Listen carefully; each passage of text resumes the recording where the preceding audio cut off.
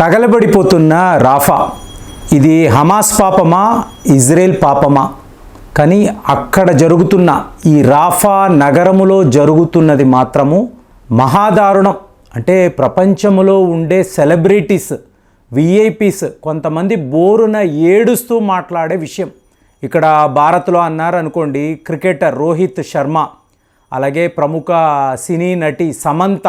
So వీళ్ళందరూ మేము తట్టుకోలేకపోతున్నాము ఆ దృశ్యాలను చూసి.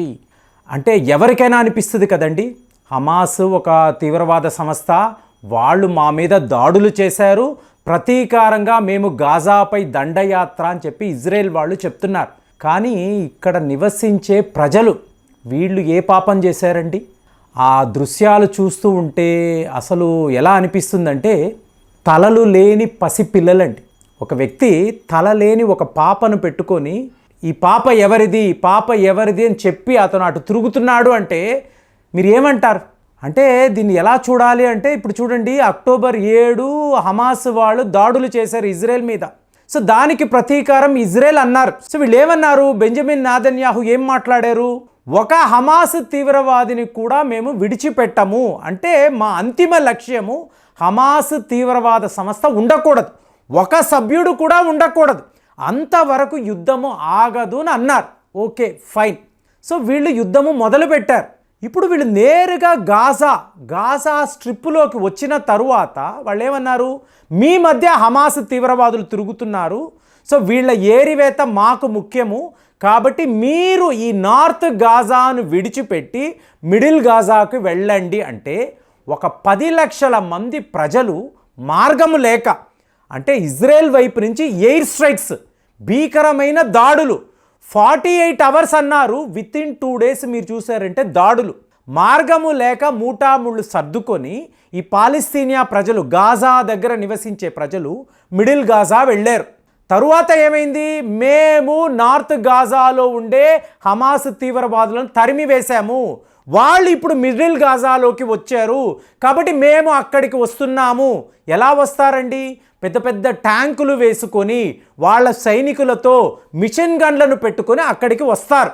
సో ఆటోమేటిక్గా ఒక కామన్ మ్యాన్, ఒక పౌరుడికి భయం ఉంటుంది, ఎక్కడ చచ్చిపోతామేమో అనుకొని నార్త్ గాజా నుంచి మిడిల్ గాజా, అక్కడ నుంచి వీళ్ళు సౌత్ గాజాకి వెళ్ళిపోయారు. ఏది 10 లక్షల మంది కూడా ఆల్రెడీ అక్కడ సౌత్ గాజాలో మీకు లక్షల మంది నివసిస్తున్నారు, విపరీతమైన క్రౌడ్. సో ఈ ప్రాంతములో సొంత దేశములోనే శరణార్థులుగా ఒక ప్రాంతం నుంచి ఇంకొక ప్రాంతము, ఇది పాలస్తీనియా గాజా ప్రజల పరిస్థితి. సో ఫైనల్గా ఇజ్రాయెల్ అధ్యక్షుడు బెంజమిన్ నెతన్యాహు ఏమన్నారు? మిడిల్ గాజా కూడా క్లియర్ అయిపోయింది, మేము సౌత్ గాజాకి రాబోతున్నాము, అక్కడి నుంచి మీరు వెళ్ళిపోండి. ఎక్కడికి వెళ్తారండి? సో ఫైనల్గా వీళ్ళందరూ కూడా ఈజిప్ట్ సరిహద్దు నగరం రాఫా అనబడే నగరం, సో ఇక్కడికి వచ్చారు. వచ్చిన వాళ్ళకి ఇక్కడ ఎవరైనా షెల్టర్ ఇస్తారా? వాళ్ళ ఇల్లులు ఖాళీ చేసి వచ్చి ఉండండి అంటారా? లేదు.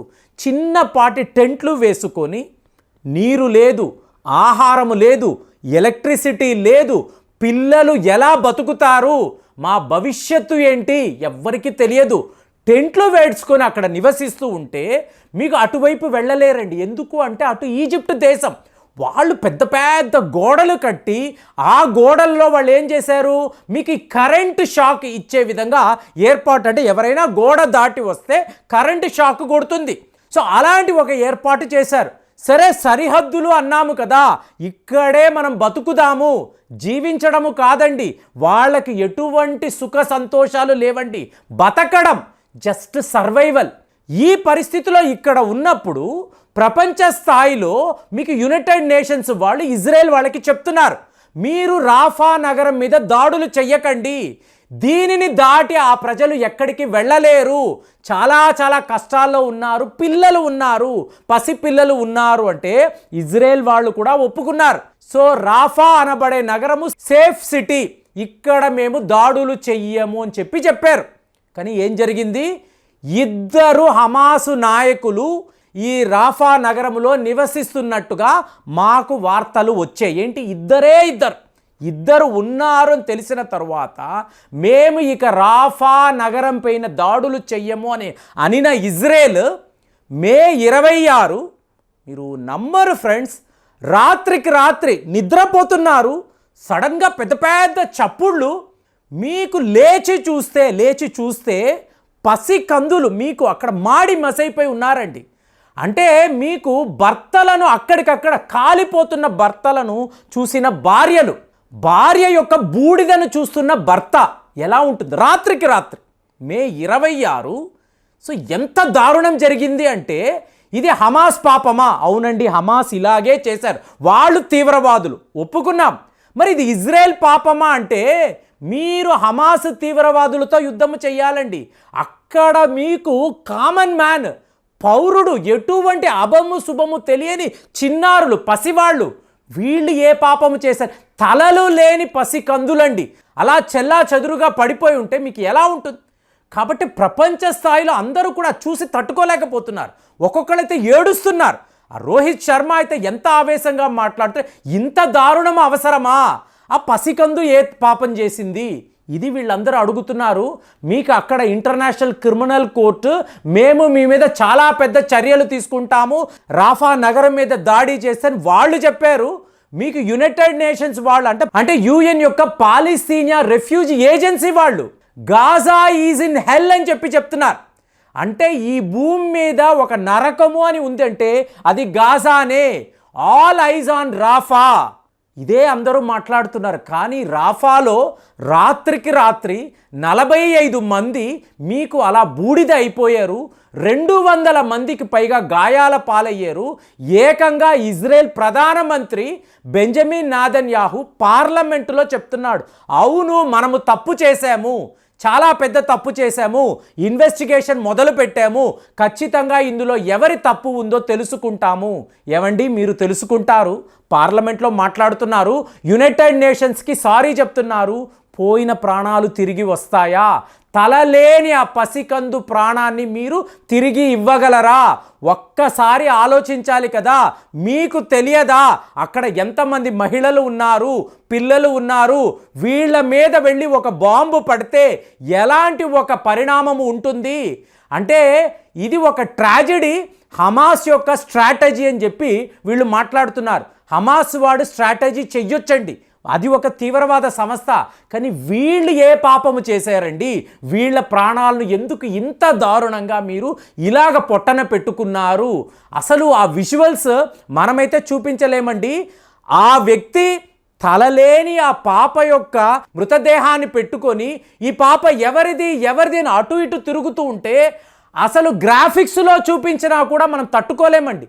ఎప్పుడు ఎవరు ఇలాంటిది చూడలేదు. మనం అదృష్టవంతులం, భారతదేశంలో ఉన్నాం, మనము ఎప్పుడు ఇలాంటి వాటిని అసలు ఊహలో కూడా లేదు. నేనైతే అలాంటి ఒక సన్నివేశాన్ని ఎప్పుడు ఊహించలేదు.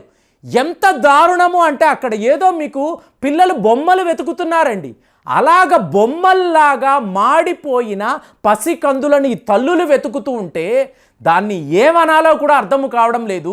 ఇంత దారుణము, మనిషిలో ఉండే ఈ కోపము, ఆవేశము, ఈ దారుణమైన ఒక ప్రవృత్తి ఇలాగ మీకు ఇంత హింసకు పాల్పడి అంత దారుణంగా చిన్న పిల్లలు, ఒక పిల్లవాడు ఇంత మట్టిని తీసుకొని నిప్పును ఆరుస్తున్నాడు, వాడి వయసు 6 ఏళ్ళు, వాడు ఇంతంత అగ్ని జ్వాలలను ఆపడానికి ప్రయత్నాలు చేస్తున్నట్టుగా వీడియోలు చూపిస్తున్నారు అంటే మనసు తరుక్కుపోతుంది. ఇంత దారుణము రాఫాలో జరిగింది. మరి ఇన్ని దేశాలు, అతి శక్తివంతమైన దేశాలు, అగ్రరాజ్యాలు ప్రపంచంలో ఉన్నప్పుడు ఎవరు ఇజ్రాయెల్ని ఆపలేరా? బెంజమిన్ నెతన్యాహుని ఆపలేరా? అతని యుద్ధము అతని వరకు కరెక్టేనండి, ఎవరు కాదు అనడం లేదు. కానీ అక్కడ ఉంటున్న ఆ పిల్లలు, చిన్నారులు, వీళ్ళు ఏ పాపము చేశారు? ఇజ్రాయెల్ ఖచ్చితంగా జవాబు చెప్పాలి. మరి ఈ విషయాలు మీ దాకా వచ్చాయా? ఇలాంటి సంఘటనలు మీరేమైనా వీడియోస్లో చూసారా? దయచేసి ఎవరికి షేర్ చేయకండి. చాలా దారుణమైన విజువల్స్ మనం చూసాము. మరి దీని మీద అసలు మీ అభిప్రాయాలు ఎలా ఉన్నాయో తెలియజేయండి. మళ్ళీ వచ్చే వీడియోలో కలుద్దాం. జై హింద్.